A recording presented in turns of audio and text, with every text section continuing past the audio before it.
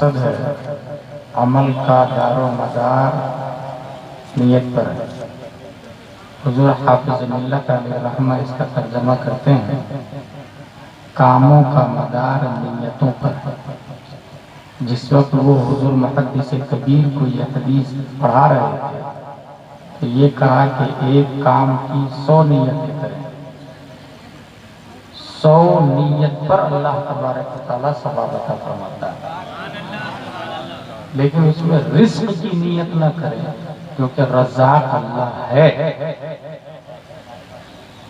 جلسے کا ٹارگیٹ ہے اصلاح معاشرہ، جلسے کا وجود ہوا ہے، ہم جاہل ہیں تو عالم بن جائیں، جلسے کا وجود ہوا ہے، وضو کے فرائض نہیں معلوم ہے تو سیکھ لیں، جلسے کا وجود ہوا ہے، اگر سنی ہے تو سنیت کو سمجھیں، جلسے کا ٹارگیٹ ہے مسلک کس کو کہتے ہیں، صحابہ کس کو کہتے ہیں، اسلام کیا ہے، اس کو سمجھیں۔ جلسہ اپنے آپ میں CPU ہے، central processing of unit. Kharagpur junction یا ہاوڑہ جنکشن پہ جو آپ کو دکھتا ہے کہ Gitanjali platform number 21، B1 یہاں، B2 یہاں، B3 یہاں ڈسپلے ہے، اصل وہ نہیں، اصل وہ ہے جسے CPU کہتے ہیں، جو کمپیوٹر میں ہوتا ہے، جہاں سے بتایا جاتا ہے، جہاں سے دکھایا جاتا ہے۔ اگر B1 کی جگہ وہاں B2 کر دے تو نظام درم برم ہوگا، ڈسپلے پہ B2 ہی دکھے گا۔ جلسہ اسلامیات کو ڈاؤن لوڈ کرنے کے لیے ہوا، اسلامی پروگرام کو ذہن و فکر میں ڈالنے کے لیے، جس سے صداقت کی فائل ڈاؤن لوڈ کرے اس کے لیے جلسہ ہوتا ہے، عدالت کی فائل ڈاؤن لوڈ کرنی ہے اس کے لیے جلسہ ہوتا ہے، شجاعت کس کو کہتے ہیں اس کے لیے جلسہ ہوتا ہے، نکاح کس کو کہتے ہیں اس کے لیے جلسہ ہوتا ہے۔ اسلام کے 1000 عوامر ہیں، 1000 نواہی ہے، اس کے لیے جلسے کا وجود ہوتا ہے۔ تو یہاں مقصد ہی اگر باطل ہو تو پھر ظاہر سی بات ہے، بخاری میں یہ بھی آیا یصیبھا، اسی حدیث میں بخاری کی کہ فمن کانت ہجرتہ الی اللہ ورسولہ فہجرتہ الی اللہ ورسولہ، جس نے اللہ اس کے رسول کے لیے ہجرت کی تو وہ اللہ اس کے رسول کے لیے ہجرت ہے۔ ومن کانت ہجرتہ الی دنیا او امرأۃ ینکحھا فہجرتہ الی ما ہاجر الیہ، اور جس نے اس لیے ہجرت کی کہ وہ نکاح کرے، یصیبھا تو نکاح کر لے گا، وہ دنیا حاصل کرے، دنیا حاصل ہوگی۔ یصیبھا کا لفظ آیا، یہ نہیں آیا کہ مقصد میں کامیاب نہیں ہوگا، مقصد میں کامیاب ہوگا۔ یہی وجہ ہے کہ دنیا نے لوہا پہ محنت کی تو اتنا کامیاب ہوا کہ اس کو فضا میں اڑا دیا، مقصد میں کامیاب ہوگا۔ من جد فوجد، حدیث شریف کے اندر آیا کہ جو جس نیت سے جلسہ کرے گا وہ ہوگا۔ تو سب سے پہلے جلسے کا پرپس پورے ہندوستان میں، ورلڈ والوں کو اس کی اصلاح بخاری کی حدیث کی روشنی میں کرنی چاہیے کہ عالم کے انتخاب سے پہلے 4 چیزیں دیکھیں۔ سنی ہونا، بد مذہب عالم نہیں ہونا چاہیے تقریر کرنے کے لیے، سنی ہونا، اس کے بعد عالم ہونا، غیر عالم کو تقریر کرنا حرام۔ تیسری چیز کامیڈی نہیں ہونا، کیونکہ کامیڈی اسلام کا حصہ نہیں۔ جہاں فلسطین میں لوگ مارے جا رہے ہو، برما نظروں کے سامنے میں ہو، دادری کا معاملہ ہو، موب لنچنگ کا معاملہ ہو، حجاب کا معاملہ ہو، وہاں کامیڈی آپ لوگ سنتے ہیں۔ تو اس وجہ سے اس خطیب کو بلائے جو کامیڈی نہیں کرتا ہوگا۔ اور تیسری چیز اس کے پاس انداز افہام ہو، یہ 4 چیزیں دیکھے تب خطیب کو بلائے۔ اور شاعر کے انتخاب سے پہلے یہ دیکھ لے کہ سنی صحیح العقیدہ ہے کہ نہیں، شرط نمبر 1۔ شرط نمبر 2، عالم ہونا تو فرض واجب نہیں شاعر کی، لیکن شاعر صرف شعر پڑھے، کلام پڑھے، تقریر نہیں کرے، جہاں بات کریں گے وہ پھنسیں گے، اس لیے پڑھنے کے لیے بولا۔ تیسری چیز ان کے اندر یہ ہو کہ وہ پابند شرع ہو، کسی بھی شاعر کو بلانے سے پہلے دیکھ لے کہ داڑھی شریعت کے مطابق ہے کہ پینٹ شرٹ تو نہیں پہنتا ہے وہ، وہ بغیر ٹوپی کے مارکیٹ میں گھومتا تو نہیں رہتا، وہ لڑکی بازی تو نہیں کرتا، وہ عیاشی تو نہیں کرتا۔ اگر آپ نے ایسوں کو بلایا تو وہ دن دور نہیں کہ بمبئی کی بالی ووڈ کی لڑکیاں بھی آئے گی اور کوئی بولنے والا نہیں۔ اس لیے ابتدا فسق سے ہے، بلکہ مکروہ کرتا ہے انسان، پھر وہ تحریمی تک پہنچتا، پھر وہ حرام تک پہنچتا، پھر کفر تک پہنچتا ہے۔ یہ اسٹیپ ہے، سڈنلی انسان کفر نہیں کرتا ہے، step by step, step by step. ایک اور آپ کو بات بتا دوں، یہی میری بنیادی تقریر ہو رہی ہے، یہ ذہن میں رکھیے۔ شیطان کیا کرتا ہے، فجر کی نماز میں اٹھانے کے لیے دن آتا ہے، حضرت فجر کا ٹائم ہو گیا، چلیے نا نماز پڑھنا۔ شیطان دروازہ کھولے تو سٹ سے اندر گھس گیا اور چھپ گیا، جس کو اٹھانے کے لیے آیا انہوں نے پکڑ لیا ہے۔ کہا بول تو ہے کون؟ کہا وہ سب چھوڑیے، میں کون ہے؟ بس باغبانم شاخ ترمید پرورم شاخ آئے خشک رہا می پورم گر ترا بیدار کردم بہرے ہی خوی اصل من ہمی است وہ ہمی۔ میرا کام ہے اچھوں کے ساتھ اچھا رہنا، بروں کے ساتھ برا رہنا۔ ہری شاخ میں پانی ڈالتا ہوں، سوکھی شاخ کو کاٹ ڈالتا ہوں۔ اس لیے نماز کا ٹائم ہو گیا، جائیے نماز پڑھ لیجیے۔ کہا نہیں تو سچ سچ بتا ہے کون؟ تب وہ کہتا ہے گفت نامم فاش ابلیس شقیس، میں ابلیس ہوں۔ اور یہاں اس لیے آیا ہوں کہ آپ جائیں نبی کے پیچھے نماز پڑھیں۔ اگر نبی کے پیچھے نماز پڑھیں گے تو ایک نماز پڑھنے کا ثواب ملے گا، اور اگر گر نمازت فوت میشد ہی زمان می زدی از دود اے دل آہوں فگا آ تعصف واف ہوگا وا نیاز در گزشتی از 200 رکعت نماز۔ اگر آپ ابھی نماز پڑھ لیں گے تو ایک نماز کا ثواب ملے گا، نماز چھوٹ گئی تو روئیں گے، اتنا روئیں گے کہ اللہ 200 رکعت کا ثواب دے گا۔ 200 رکعت کا، تو میں سوچتا ہوں کہ 2 ہی رکعت کا، 200 کا نہیں، اس لیے جائیے نماز پڑھیں۔ جس کو اٹھایا دنیا اسے امیر معاویہ کے نام سے یاد کرتی ہے۔ اٹھانے والا ابلیس۔ یہاں سے ایک ضابطہ مل گیا جس کو اعلیٰ حضرت نے فتاوی رضویہ شریف میں کوڈ کیا ہے کہ شیطان کی سب سے بڑی چال یہ ہے چھوٹی نیکی کے ذریعے بڑی نیکی سے روکتا ہے۔ چھوٹی نیکی کے کہیں ایسا تو نہیں کہ جلسہ کے ذریعے ہمیں فرض سے روکتا ہے۔ بمبئی سے جلسہ کے لیے آنے والے کبھی فرض کے لیے بھی بمبئی سے آ جائے، کبھی واجب کے لیے بھی بمبئی سے آ جائے، کبھی علم سیکھنے کے لیے بھی بمبئی سے آ جائے۔ اتنا لمبا سفر طے کر کے جلسہ کے لیے آنے والے کبھی اللہ اس کے رسول کی اعلاء کی خاطر فرض حاصل کرنے کے لیے بھی گھر سے بھی جگہ کو چھوڑے۔ اسٹیپ ہے اسلام میں۔ آپ نے 1 روپیہ چرایا، اس کی سزا قتل نہیں ہے، اس کی لیمٹ ہے۔ عرب میں اسلام میں ایک پارٹ کی قیمت 10 درہم ہے، اس لیے مہر 10 درہم، لا مہر لا اقل من 10 دراہم۔ شادی میں مہر 10 درہم سے کم نہیں ہونا چاہیے، کیونکہ شادی کے بعد انسان ایک پارٹ کا مالک بنتا ہے، وہ پوری باڈی کا مالک نہیں بنتا ہے۔ اس لیے جو لوگ غلام سمجھتے ہیں اپنی بیوی کو، وہ درس عبرت حاصل کرتے ہیں۔ بیوی اس کی غلام نہیں ہوتی ہے۔ کپڑا نہ دھونے پر، ٹائم پہ کھانا نہ دینے پر طلاق دینے والے کبھی اس بات کو ذہن میں رکھے کہ وہ حاکم نہیں ہے، من کل الوجوہ، ایک پارٹ کا وہ حاکم ہوتا ہے۔ میرے بھائی تو ہر جرم کی سزا ایک نہیں، 10 درہم چوری کرے گا تب اس کی سزا ہاتھ کاٹنا ہے۔ اسلام میں فرض ہے سب سے اوپر، اس کے نیچے واجب آتا ہے، اس کے نیچے سنت مؤکدہ، پھر سنت غیر مؤکدہ، پھر مستحب۔ اس کے جسٹ اپوزٹ میں 5 چیزیں ہیں۔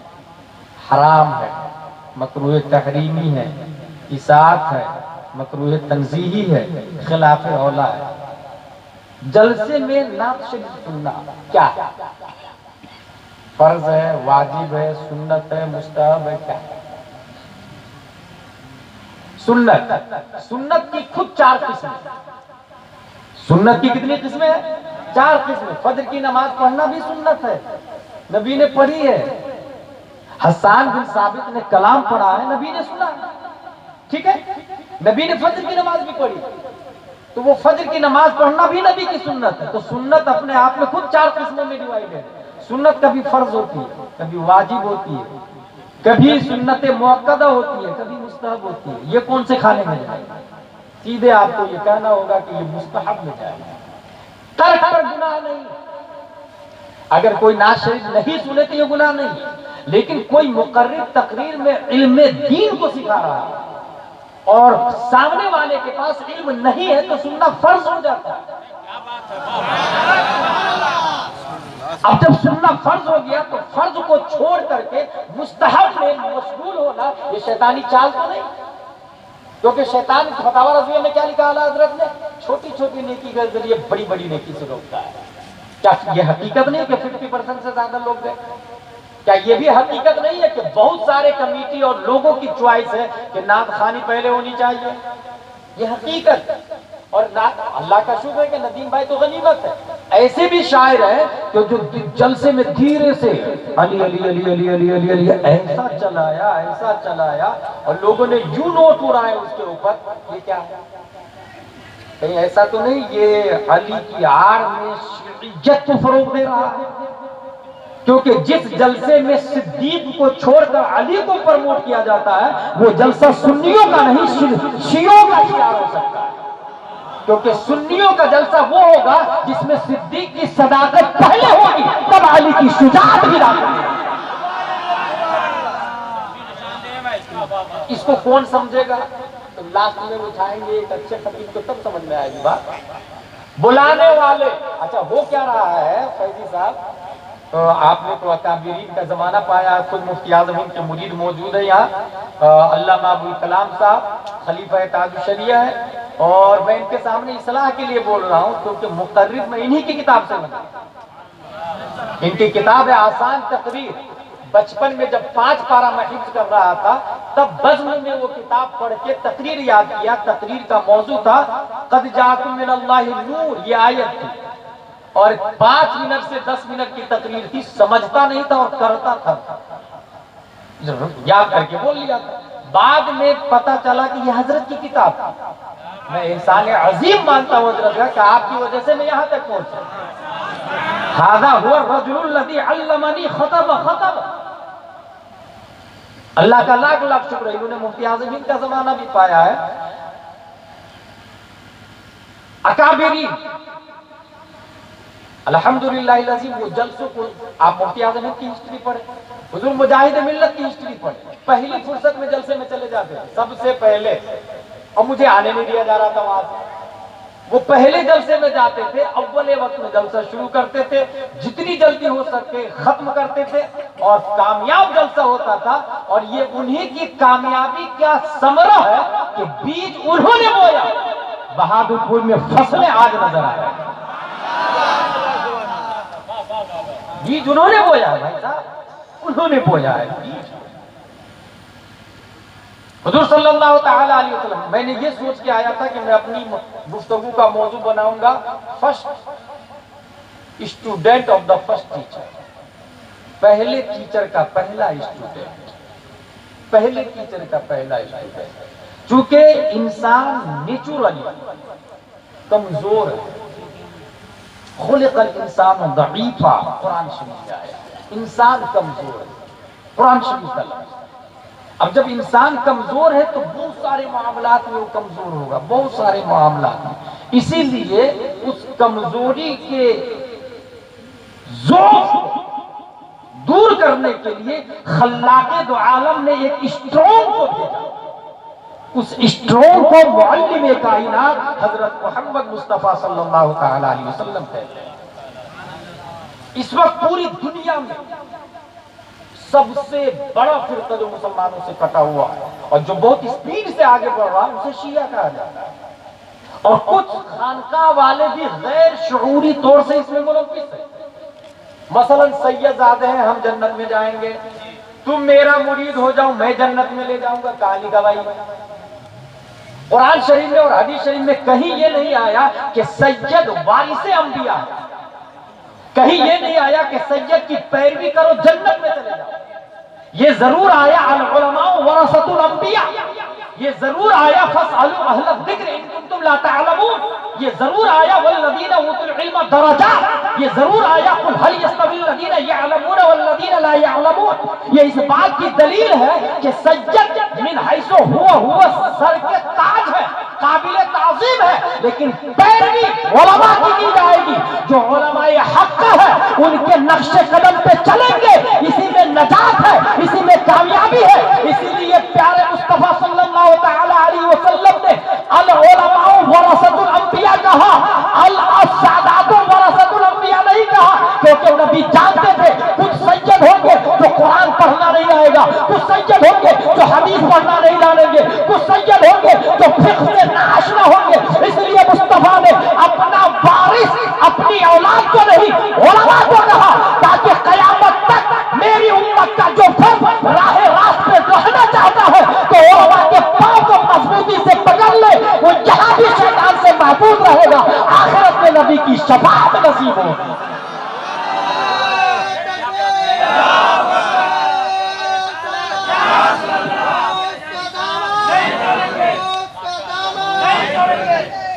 یہ ایسے کر کے پیسہ دیا کچھ لوگوں نے، کہا لکھا بھائی اپنا اسلام اپنے مسجد میں سنا ہوگا میرے امام صاحب سے، ما فرطنا فی الکتاب من شیء، قرآن میں ہر چیز کا بیان ہے۔ بھائی صاحب جب ہر چیز کا بیان ہے تو ایسا پیسہ دینا کیسا جائز ہے کہ ناجائز، یہ بھی پوچھ لیے ہوتے اپنے مولانا صاحب سے، امام صاحب سے۔ اور امام صاحب ایک اور بات بتا دوں، ہم سے اچھی تقریر آپ کے امام صاحب کی، وہ ہر جمعہ محنت کر کے نئی تقریر کرتے ہیں، یاد کر کے نہیں۔ ہم تو ایک ہی تقریر کئی جگہ کر لیتے ہیں، وہ محنت کر کے نئی تقریر کرتے ہیں۔ مسئلہ یہ ہے کہ جو انسان خطبہ شروع ہونے کے بعد جاتا ہے، جمعہ کی ایک رکعت 2 رکعت میں سے 1 رکعت چھوٹ جاتی ہے، انہیں کیسے مسئلہ پتہ چلے گا؟ وہ کیسے سیکھ پائیں گے؟ 50 سال بھی جو انسان بہادرپور میں نماز جمعہ پڑھتا ہے اور خطبہ میں جاتا ہے، تقریر میں نہیں جاتا ہے، وہ جاہل کا جاہل ہی رہے، ایک مسئلہ بھی نہیں آئے گا۔ وہ امام صاحب روزانہ ہر جمعہ کو 4 مسئلے بتاتے ہیں، مہینے میں 4 جمعے، 4 کو 4 سے انٹو کرے کتنا بنتا؟ 16 مسئلے کا عالم ہو جائے گا وہ ایک مہینے میں اگر تقریر میں پہنچتا ہے۔ اور اس طریقے سے 12 مہینے ہوتے ہیں، 50 سال میں ہزاروں مسائل کا علامہ بن جائے گا، مگر وہ پہنچتا کب ہے؟ امام کو زیرو سمجھتا ہے، ویلو نہیں دیتا۔ باہر کے عالم سے فون کر کے دوستی، ابھی دیکھیں نا، میں نے خود دیکھا کئی جگہ ندیم بھائی کے ساتھ پروگرام میں، بہت سارے نوجوان، ندیم بھائی ایک سیلفی، لا حول ولا قوت الا باللہ۔ میرے بھائی کبھی اپنے امام صاحب کے پاس چلے جاتے ہیں، حضرت آپ کے رخ زیبا کی زیارت کرنا چاہتا ہوں، کیونکہ علماء کی زیارت کرنا ثواب کا کام ہے۔ یہ سوچ، یہ سی پی او جلسے کو اسی لیے میں سی پی او سمجھتا ہوں۔ میں یہ نہیں کہوں گا جلسہ بند کر، میں یہ نہیں کہوں گا، کیونکہ میں نے بہار شریعت میں پڑھا ہے کہ عرس میں عورتیں جاتی ہیں، عورتوں کا جانا حرام ہے، لیکن علامہ صدر الشریعہ نے لکھا ہے اس کی وجہ سے عرس کو نہیں بند کیا جائے، اس کی وجہ سے اس رسم کو بند کیا جائے۔ عرس رہے گا، عرس رہے گا، مگر عورتوں کو آنے سے روکا جائے، اور قیامت تک علماء کی ڈیوٹی ہے روکتے رہے۔ آنا وہ اس کا کام ہے، روکنا علماء کا کام ہے۔ مایوس نہیں ہونا ہے، آنا اس کا کام ہے، وہ آ رہی ہے نا، علماء کا کام ہے روکنا۔ اگر عالم نے روکا، رک گئی ڈبل ثواب، عورتیں رک گئی ڈبل ثواب، نہیں رکی تو سنگل ثواب سے کوئی مائی کا لال روک نہیں سکتا ہے عالم کو۔ امر بالمعروف نہی عن المنکر علماء کی شان ہے، علماء کا مزاج ہے۔ اب جلسوں کا جو حال ہے، میرے ایک مفتی دوست ہیں بہار میں، انہوں نے کہا مفتی صاحب جلسے پہ پابندی لگنی چاہیے، کیونکہ گویے آ رہے ہیں، نچنیے آ رہے ہیں، گانے کی طرز پہ نعت خوانی ہو رہی ہے۔ اچھا علماء نفرت کرتے ہیں، مگر عوام جس کے پاس پیسے ہے وہ کہہ رہی ہے کہ نہیں میری طرف سے یہی آئے گا، علی علی والا 50,000 میں دوں گا۔ اب وہ جاہل کو کیا پتا کہ وہ دین کا نقصان کرتا ہے؟ جس کو پتا ہے وہ بلا نہیں رہا، وہ لائک نہیں کر رہا، اور جو بلا رہا ہے وہ دین سے ناآشنا ہے۔ آپ کو میں موٹی بات بتا دوں، یہ شیعہ کہتے کس کو نہیں پتا ہوگا۔ ایک کتاب ہے جس کا نام ہے حدوث الفتن، اس سے میں نے کوٹ کیا ہے، شیعہ کے اندر بنیادی 3 بڑے فرقے، ایک کا نام ہے غلاة، دوسرے کا نام ہے زیدیہ، تیسرے کا نام ہے امامیہ۔ غلاة کے 18 فرقے، زیدیہ کے 3 ہیں اور امامیہ کے 8 ہیں۔ یہ وہ فرقہ ہے جو حضرت علی کے ہمراہ ہوئے، اور اس کا کہنا یہ ہے، نص جلی اور خفی سے یہ ثابت ہے کہ نبی کے بعد حضرت علی ہی خلیفہ ہے۔ یہ شیعوں کا بنیادی عقیدہ ہے۔ اپنے لوگ کا کیا عقیدہ ہے؟ نبی کے بعد حضرت ابوبکر صدیق خلیفہ ہے۔ اپنے لوگ کا عقیدہ ہے۔ شیعہ کا کیا کہنا؟ وسیم رافضی۔ اسی طرح دین الہی جو انڈیا میں آیا تھا، مجھے ان کے زمانے میں کون لایا تھا؟ اکبر کے دن۔ تو وہ مولانا ہی نے ڈیمیج کیا تھا۔ وہ مولانا کا نام تھا ابو الحسن فیضی، وہ بھی شیعہ ہی تھا۔ شیعہ ہی رننگ پارٹی کے ساتھ میں شیعہ ہوتے ہیں، اس سے اسٹینڈ سے کوئی مطلب نہیں ہوتا، رائٹ رونگ سے کوئی مطلب نہیں ہوتا۔ یہ اسی زمانے سے 1400 سال سے یہ مزاج چلا ہے۔ شیعہ کا ایک بنیادی عقیدہ بتا دیا میں نے آپ کو، وہ کہتے ہیں رسول اللہ کے بعد خلیفہ کون ہے؟ حضرت علی۔ پہلا عقیدہ ان کا جو قرآن و حدیث کے خلاف ہے۔ دوسرا عقیدہ حضرت علی معبود ہے معاذ اللہ رب العالمین۔ یہ شیعوں کا عقیدہ ہے کہ حضرت علی معبود ہے معاذ اللہ، اور انہیں جو ابن ملجم نے جس کو مارا تھا وہ حضرت علی تھوڑی تھے، وہ تو شیطان حضرت علی کی شکل میں آ گیا تھا۔ حضرت علی کو تو اللہ نے اوپر اٹھا لیا۔ یہ شیعوں کا عقیدہ ہے، حدوث الفتن کتاب سے کھول کر کے بتا رہا ہوں۔ دو عقیدہ باطل ہے قرآن و حدیث کے خلاف۔ تیسرا عقیدہ حضرت علی کی بیعت نہ کرنے کے سبب صحابہ کافر ہیں معاذ اللہ رب العالمین۔ سب لوگ بولے معاذ اللہ رب العالمین۔ اب بتائیے علی علی والے کو بلائیں گے آپ؟ یہ حال ہے ان کا، شیعوں کا۔ کیا کہہ رہے ہیں وہ؟ تمام صحابہ کافر ہیں معاذ اللہ، کیونکہ حضرت علی کی بیعت نہیں کی انہوں نے، جبکہ حضرت علی کی بیعت کرنی چاہیے نبی کے بعد فوراً، اور نبی کے بعد فوراً علی کی بیعت نہیں، ابو بکر کی بیعت ہوئی، اس لیے سب صحابہ کافر معاذ اللہ رب العالمین۔ اور آگے چلے، اس کا چوتھا عقیدہ حق طلب نہ کرنے کے سبب حضرت علی کافر معاذ اللہ رب العالمین۔ یہ دیکھیں کتنے گمراہ ہیں یہ لوگ۔ کون لوگ؟ شیعہ لوگ۔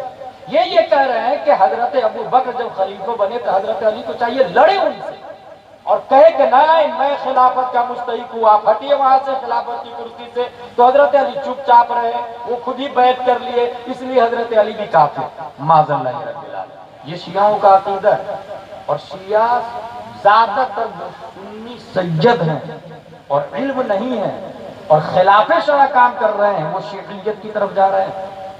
اور کیوں جا رہے ہیں شیعیت کی طرف؟ کیونکہ فتاوی رضویہ شریف میں یا سنیوں کی کتابوں میں یہ لکھا ہے پیر ہونے کے لیے 4 شرطیں: سنی ہونا، عالم ہونا، فاسق مولن نہ ہونا، خلافت متصل بالمصطفیٰ ہونا۔ اور وہ سید زادے عالم ہوتے نہیں، تو وہ کہتے ہیں کہ ہم فتاوی رضویہ کو نہیں، ہم سنی کو مانتے ہیں، آ جاؤ میرے ساتھ۔ یہ اس طرح دھیرے سے ٹرن ہوتے ہیں، اور پھر اینڈنگ کہاں ہوتی ہے وہ آپ دیکھ رہے ہیں۔ پانچواں عقیدہ شیعوں کا، امامت ایک نور ہے، کسی شخص میں نبوت کے طور پر، پھر امامت کے طور پر کسی شخص میں ظاہر ہوتی ہے۔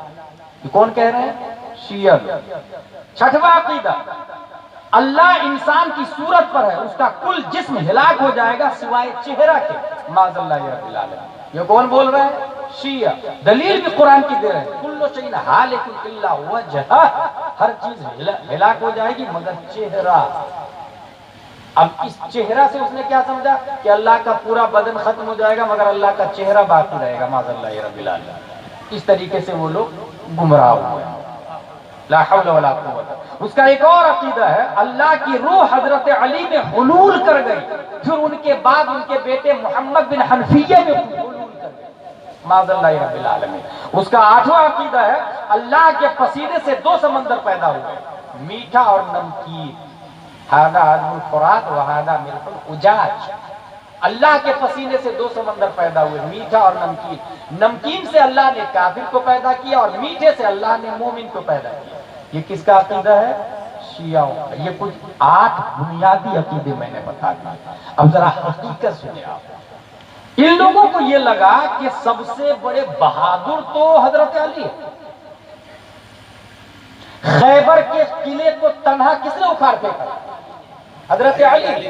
قلعے کے دروازے جب مرحب سامنے سے آیا اور کہا قد علمت خیبر انی مرحب شاف الصلاۃ، बतल मुजर्रबू, पूरा खैबर जानता है मैं मुरहब हूँ, औजार से लैस तजर्बाकार और बहादुर, और डींगे मारता हुआ मैदान जंग में आता है तो उसके मुकाबले में हजरत अली आगे बढ़ते और शेर का जवाब शेर खुदा ने शेर में दिया। अल्लज़ी सम्मतनी उम्मी हैदरा कलैसिन ग़ाबातिन करीहिल मंज़रा, मैं वो हूँ जिसकी माँ ने मेरा नाम हैदर रखा, हैदर, जंगल के झाड़ियों में रहने वाले खूंखार शेर की तरह हो। फिर हजरत अली पर वार होता है, हजरत अली वार को संभालते हैं और उसके बाद इतना जोर से एक वार किया कि उसके खुद को फाड़ कर उसके शहर रग के करीब अली की तलवार पहुंच जाती है, वो वही ढेर हो जाता है। और खैबर का जंग ये कह रहा है शाह मर्दा शेर यज़्दा कुव्वते परवरदिगार ला फका इल्ला अली ला सैफ इल्ला ज़ुल्फ़िकार। इससे शिया को ये लगा कि सबसे बड़े बहादुर कौन? हजरत अली। शिया को लगा, आप लोग को भी लग रहा हो, लेकिन इतनी भारी दलील देने जा रहा हूं मैं आज। खुद हजरत अली से पूछा, हजरत सहाबा में सबसे बड़े बहादुर कौन? तो हजरत अली जवाब देते। हजरत अली, मैं वसीम रिजवी की नाजायज और जायज सब औलादों से कहूंगा, उनके खानदान वालों और शियाओं से कहूंगा, अगर हजरत अली को मानने का दावा है तो हजरत अली की भी मानूं, हजरत अली की बात भी तस्लीम करो। हजरत अली फरमाते हैं हम में सबसे बड़े अल्लामा भी अबू बकर सिद्दीक हैं और सबसे बड़े बहादुर भी अबू बकर सिद्दीक हैं। कौन कह रहे हैं ये? अब हजरत अली से कहा, हजरत ये कैसे? खैबर के किले के दरवाजे को तो आपने उखाड़ा, बहादुर अबू बकर कैसे? हजरत अली का लॉजिकली जवाब सुने। वो इरशाद फरमाते हैं जंग बद्र का मंजर है, हम में से हर फर्द किसी न किसी काफिर के मुकाबले में है, किसी न किसी काफिर से पंजा आजमाई कर रहा है, किसी न किसी काफिर के मध्य मुकाबले में है, मगर काफिर का टारगेट न हम थे न कोई और सहाबी, काफिर के टारगेट पर मुस्तफा थे, कुफारे मक्का के निशाने पर मुस्तफा थे, मुशरिकीन मक्का के टारगेट पर मुस्तफा थे। हम लोग तो काफिर से लड़ रहे थे, मगर तमाम काफिर ये चाह रहे थे मुस्तफा को मार दे, न रहे बास न बजे बांसुरी। तो हम लोग तो एक एक काफिर से लड़ रहे थे, मगर तमाम काफिरों के निशाने पर मुस्तफा और मुस्तफा के चारों गिर्द जो तलवार से तनहा मुकाबला कर रहा था वो कोई और नहीं, कहाबा का बेटा अबू बकर सिद्दीक की बात थी।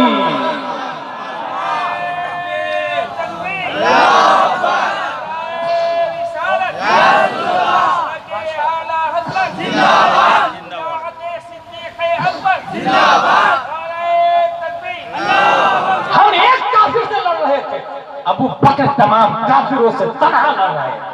बताओ कौन बहादुर है? कहा हजरत ये मान लिया सबसे बड़े बहादुर अबू बकर है। अल्लामा कैसे सबसे बड़े वो हो गए? अना मदीनतुल इल्म व अलीयुल बाबुहा, तो आपके बारे में आया। अल्लाह, और ये हकीकत है, ये हदीस है। खुद हजरत उमर रज़ी अल्लाह ने जानिया को संसार करने का हुक्म दिए, हजरत अली ने कहा नहीं, वो हामिला है, हालत हमल में संसारी का हुक्म नहीं है, हदीस में आया। हजरत उमर इतने अच्छे लोग होते हैं, याद रखिए। अभी स्टेज पर किसी से कहे आपने गलत बोला तौबा करे तो वो बहस करने लग जाते हैं, मगर वो उमर थे, फौरन बरजस्ता कहते हैं लौला अली हलक उमर, ए अली तेरा शुक्रिया अगर तू नहीं होता तो मैं हिलाक हो जाता। अल्लाह, यही हजरत उमर है। तकरीर कर रहे थे, तकरीर के दौरान कहा तुम लोग महर बहुत ज्यादा रख रहे हो, ज्यादा महर मत रखो। ये बोल के नीचे उतरे थे, एक औरत आ गई सामने, हजरत आपने क्या तकलीफ की, महर ज्यादा मत रखो। कुरान शरीफ में आया वातीतुम इहदाहुन्ना किंतारा, महर में अगर किंतारा दे दिया, और किंतारा कहते हैं माले कसीर को, और किंतारा में 1 लाख भी शामिल है, 1 करोड़ भी शामिल है, 1 बिलियन भी शामिल है, 1 ट्रिलियन भी शामिल है। कुरान किंतारा बोल रहा है और आप कह रहे हैं कम करने के लिए। ये जुमला सुन के हजरत उमर झापड़ नहीं मारे, بلکہ فوراً کہا اللہم کل احد افقہ من عمر، اے اللہ لاکھ لاکھ شکر ہے ہر شخص عمر سے زیادہ سمجھدار اور فقیہ ہے۔ فوراً واپس پلٹے ہوئے منبر پہ گئے، اپنے قول سے رجوع کیا اور کہا میں نے کہا تھا مہر کم رکھو، زیادہ رکھو، قرآن میں آیا زیادہ رکھنے کے لیے۔ یہ حضرت عمر رضی اللہ تعالیٰ عنہ ہے۔ آج بھی جو حضرت عمر کی سنت کو زندہ کرتا ہے، عمل کرتا ہے، لاکھوں کروڑوں کے مجمع میں کہا جائے اس سے کہ آپ نے یہ حرام بولا ہے، وہ فوراً سر تسلیم خم کر دیتا، کیونکہ جو شریعت کے آگے سر کو جھکاتا ہے اس وہی اپنے وقت کا تاج الشریعہ بنتا ہے۔ میں نے خود تاج الشریعہ کا یہ جملہ سنا ہے، حرام میں کروں تب بھی حرام۔ تاج الشریعہ خود فرماتے ہیں حرام میں کروں تب بھی حرام ہے۔ انہوں نے شریعت کو اپنے ہاتھ میں نہیں لیا، اسی لیے تاج الشریعہ بنے، اسی لیے تاج الشریعہ بنے۔ حضرت علی رضی اللہ تعالیٰ عنہ، انا مدینہ العلم وعلی بابها۔ پھر علامہ ابو بکر کیسے؟ اب حضرت علی کا جواب سنیں۔ یہ جو جواب دینے جا رہا ہوں یہ بخاری شریف حدیث نمبر 3654 انٹرنیشنل نمبر ہے۔ خطب رسول اللہ صلی اللہ علیہ وسلم وقال ان اللہ خیر عبدا بین الدنیا وبین ما عنده فاختار ذلك العبد ما عند اللہ قال فبكى ابو بکر۔ حضور صلی اللہ تعالی علیہ وسلم تقریر کر رہے ہیں اور تقریر کے پیریڈ میں نبی نے یہ فرمایا کہ اللہ نے ایک بندے کو دو آپشن دیا، دنیا اور آخرت۔ یا تو دنیا کو لے لیجئے یا آخرت کو لے لیجئے۔ ہم لوگ کس کو لیتے ہیں؟ ہمارے سامنے آپشن آئے یا تو 1 کروڑ روپیہ لے لیجئے یا ایک ثواب لے لیجئے۔ ہم لوگ کس کی طرف ہاتھ بڑھائیں؟ میں دعوے کے ساتھ کہتا ہوں 99.99% 1 کروڑ کی طرف جائے گا، 1 کروڑ کی طرف جائے گا۔ اور یہی وجہ ہے کہ بہادر پور سے کرپشن نہیں ختم ہو رہا، جہالت نہیں ختم ہو رہا، کیونکہ انسان مادہ پرست ہو گیا۔ کیا ایک انسان 1 اسکوائر فٹ زمین کے لیے کیس نہیں کرتا ہے اپنے بھائی کے خلاف؟ کیا ایک انسان 1 لاکھ روپیہ کے لیے اپنے بھائی کا مرڈر نہیں کر رہا، مومن بھائی کا مرڈر نہیں کر رہا؟ کیا ایک انسان اپنے کھیت میں پہلے پانی ڈالنے کی خاطر لڑائی نہیں کر رہا؟ برسوں برسوں لڑائیاں نہیں ہو رہی؟ دیوار، تمہاری دیوار کا 1 انچ حصہ میری زمین میں آ گیا تو نہیں تو کیس کر دیتا، مکانی رکوا دیتا، تعمیری کام رکوا دیتا، بند کر دیتا۔ ذرہ برابر رحم نہیں آتا کہ وہ بیچارہ بدل مکان کر رہا 1 انچ زمین لیا نا بھائی، اس کے بدلے میں آپ چھوڑ کے ثواب لے لینا۔ والکاظمین الغیظ والعافین عن الناس واللہ یحب المحسنین۔ اگر آپ نے دے دیا تو آپ محبوب الہی بن گئے۔ وہ 1 انچ زمین چھوڑ دیا، کیس کو اٹھا لیا تو محبوب الہی بن گئے، یہ قرآن بولتا ہے۔ کہاں جا رہے ہیں؟ سی پی او دماغ میں ڈاؤن لوڈ کیا کر رہے ہیں؟ کیا داخل کر رہے ہیں ہم لوگ اپنے دماغ میں؟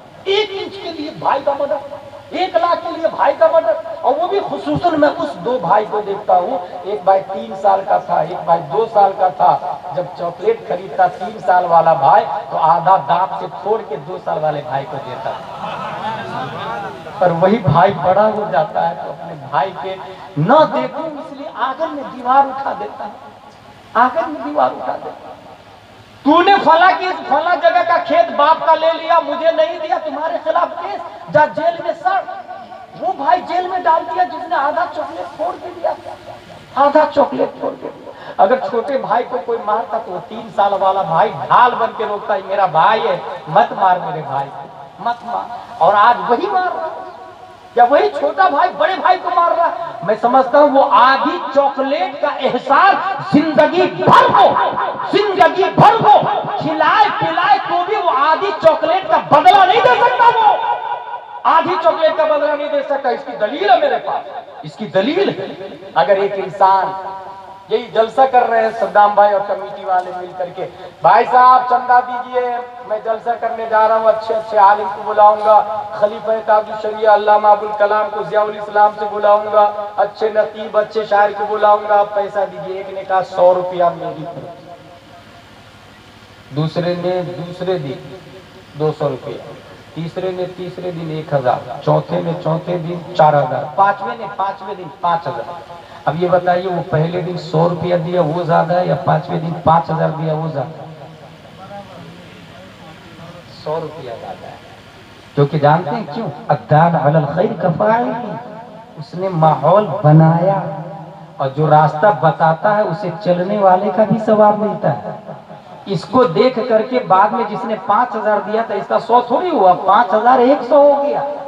یہی وجہ ہے کہ ابو بکر کے احسان کا بدلہ، نبی فرماتے ہیں ابو بکر کے احسان کا بدلہ دنیا میں ہر شخص کے احسان کا بدلہ دے دیا، ہر صحابی کے احسان کا بدلہ دے دیا میں نے، ابو بکر کے احسان کا بدلہ میں نے نہیں دیا، رب دے گا، رب۔ اور سنو، میرے بعد ابو بکر پہ لام تان تم مت کرنا، کیونکہ تم لوگ مجھے جھوٹا کہہ رہے تھے، ابو بکر مجھے سچا تسلیم کر رہے تھے۔ تم لوگ مجھے گھر سے نکال رہے تھے اور ابو بکر مجھے گھر میں جگہ دے رہے تھے۔ تم لوگ میری تکذیب کر رہے تھے، ابو بکر میری تصدیق کر رہے تھے۔ یہی وجہ ہے کہ بعد میں احد پہاڑ کے برابر سونا اللہ کی راہ میں، جلسے میں، مدرسے میں، مسجد میں دینے والا ابو بکر کی کھجور کی گٹھلی کا مقابلہ قیامت تک نہیں کر سکتا۔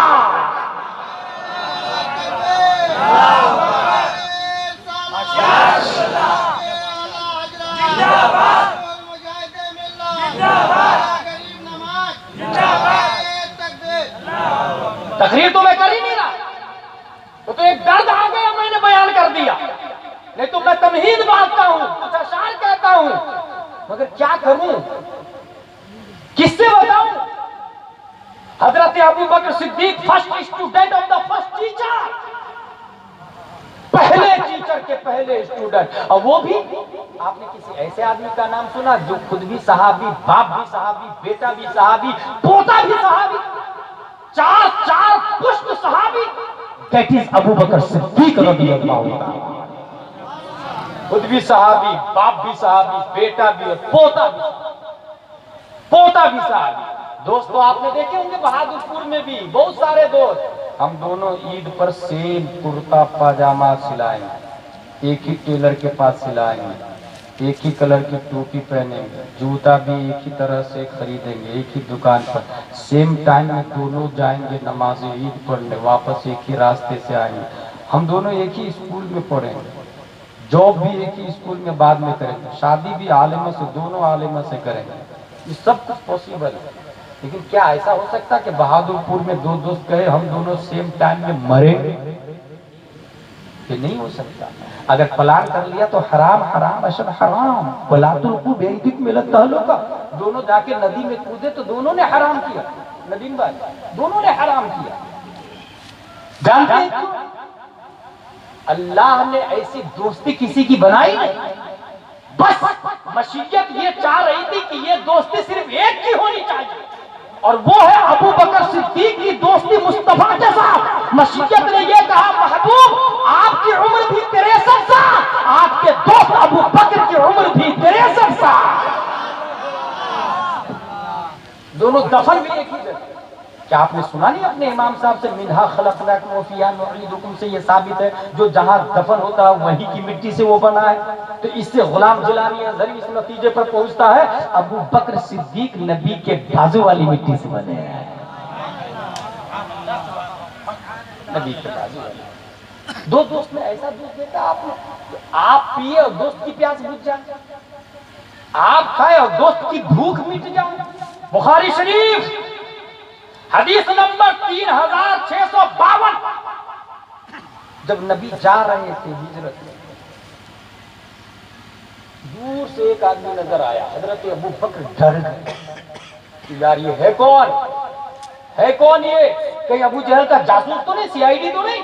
قریب آیا تو دیکھا بکری چروا ہوا ہے، قریب گئے، بھائی بھائی بھائی بکری میں دودھ ہے کیا؟ بولے ہاں ہے نا۔ بولے دہنے دو گے؟ بولے ہاں دیں گے نا۔ حضرت ابو بکر صدیق نے اپنے ہاتھوں سے برتن کو صاف کیا، تھن کو بھی صاف کیا، اس کے بعد دودھ نکالا۔ اب آگے جو جملہ آیا، جبکہ سب جانتے ہیں ہسٹری یہ ہے دونوں ہجرت کر رہے تھے، دونوں سفر میں تھے، دونوں بھوکے اور پیاسے تھے، مگر بخاری کا جملہ ہے فَقُلْتُ لَهُ اشْرَبْ يَا رَسُولَ اللَّهِ فَشَرِبَ حَتَّى رَضِيتُ۔ پورے بخاری میں کہیں یہ نہیں آیا کہ ابو بکر نے بھی پیا، بلکہ لفظ یہ آیا ہے دودھ نکالنے کے بعد حضرت ابو بکر نے اپنے دوست پیارے مصطفیٰ کی بارگاہ میں پیش کیا اور کہا یا رسول اللہ آپ پی لیجئے نا. نبی نے پیا فشربا حتی رضیتو, پیا مصطفیٰ نے, خوشی ابو بکر صدیق کو حاصل ہو رہی ہے. Should we notice this word?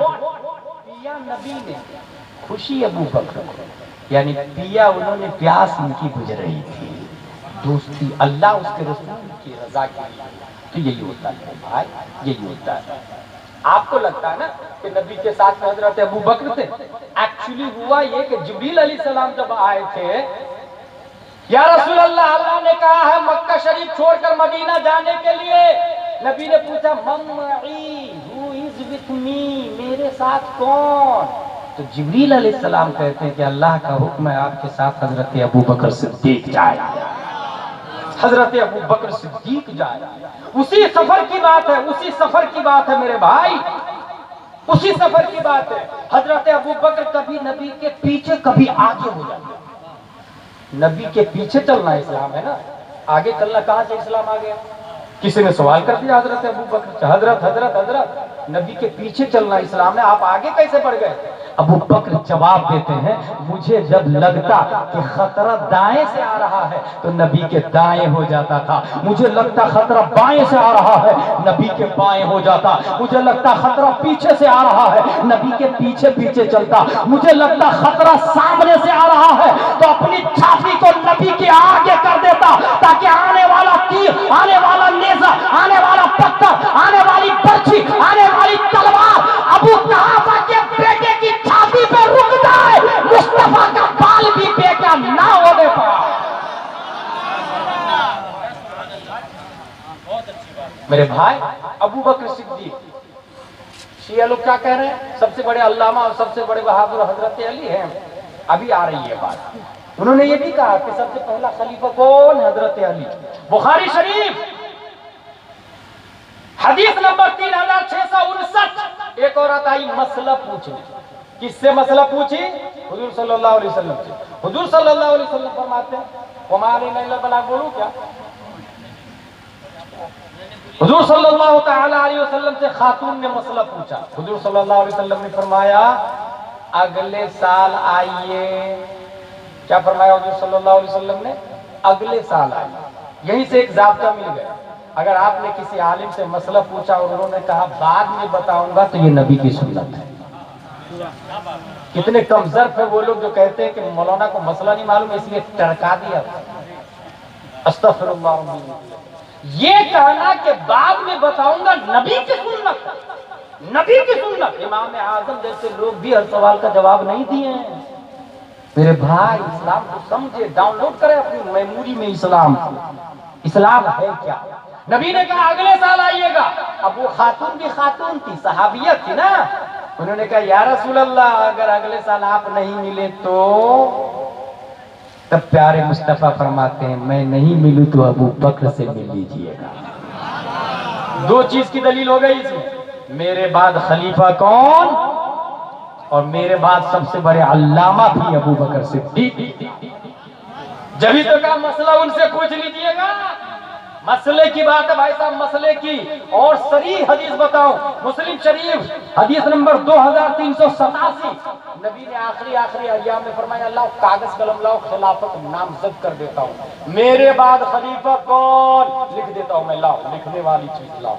کس نے کہا؟ پیارے مصطفیٰ صلی اللہ علیہ وسلم. پھر نبی خود ہی فرماتے ہیں رہنے دو, اللہ اور مومنین ابو بکر کے علاوہ کسی کو پسند ہی نہیں کریں گے. کیا پتا چلا اس حدیث سے؟ نبی کے بعد خلیفہ کون؟ حضرت ابو بکر صدیق. بخاری اور مسلم دونوں سے ثابت ہے. اب یہ وسیم رضوی اور شیعہ لوگ بخاری مسلم کو مانتے ہیں؟ بالکل نہیں مانتے. وہ لوگ قرآن کو بھی نہیں مانتے. وہ تو کہتے 10 پارے اور نازل ہوئے تھے, بکری کھا گئی معاذ اللہ یہ رب العالمین. شیعوں میں 73 فرقے. یہ نہیں سمجھے گا آپ لوگ شیعہ ایک ہی فرقہ ہے, 73 فرقے. جیسے وہابیوں میں بھی کئی فرقے ہو گئے, شیعہ میں 73 فرقے ہیں بھائی صاحب, 73 فرقے. وہ کہتے 10 پارے بکریاں کھا گئی, اس لیے کوئی حافظ ہی نہیں بنتا اس میں. 10 پارے ہے ہی نہیں, پورا قرآن ہے ہی نہیں, کہ کائے کے لیے حافظ بنو. مگر ہمارا قرآن بولتا ہے اِنَّا نَحْنُ نَزَّلْنَا الذِّكْرَ وَإِنَّا لَهُ لَحَافِظُونَ. قرآن کو نازل اللہ نے کیا. جو اللہ قرآن کو نازل کر رہا ہے وہ اللہ قرآن کو بکریوں سے نہیں بچا سکتا, بکریوں سے نہیں بچا سکتا. وہ اللہ ہے. لوح محفوظ میں قرآن نازل ہوا ہے اور وہاں سے وقفے سے سینہ مصطفیٰ پہ آیا. حضرت جبریل علیہ السلام کے ذریعے, جبریل کے ذریعے بھی اور بلا جبریل بھی قلب مصطفیٰ پہ قرآن نازل ہوا. شیعہ باطل ہے. نبی نے کیا کہا؟ خلافت نامزد کر دیتا ہوں. رہنے دے. اللہ اور مومنین دو باتیں اس میں بھی. اللہ کی پسند بھی ابو بکر ہے اور ابو بکر ہی نہیں, ابو بکر کی خلافت بھی اللہ کی پسند ہے, اور ساتھ میں مومنین کی پسند بھی ہے. مومنین, اسی سے پتہ چلا جمہوریت کا نظام اسلام نے دیا. جمہوریت کا نظام کس نے دیا؟ اسلام نے دیا میرے بھائی, اسلام نے دیا. اب دلیل وہ آ رہی ہے, وما علینا الا البلاغ کہنے جا رہا ہوں میں. سب سے بڑے علامہ بھی حضرت ابو بکر صدیق ہے. دلیل, نبی نے تقریر کی اور تقریر میں کہا اللہ نے ایک بندے کو اختیار دیا دنیا اور آخرت کے درمیان, اس بندے نے آخرت کو قبول کیا. یہ تقریر کر رہے تھے نبی. حضرت ابو بکر صدیق رونے لگے, زاروں قطار رونے لگے. صحابی نے کہا حضرت آپ کیوں رو رہے ہیں؟ نبی نے ایک عام بندے کے بارے میں بتایا کہ اللہ نے ایک بندے کو دو آپشن دیا, دنیا اور آخرت, اس نے آخرت کو قبول کر لی. تو ایک عام بندے کے بارے میں آپ کیوں رو رہے ہیں؟ تو حضرت ابو بکر فرماتے ہیں نہیں, عام بندے کے بارے میں نہیں ہے, نبی خود اپنے بارے میں کہہ رہے ہیں, اور عنقریب نبی انتقال کرنے والے ہیں.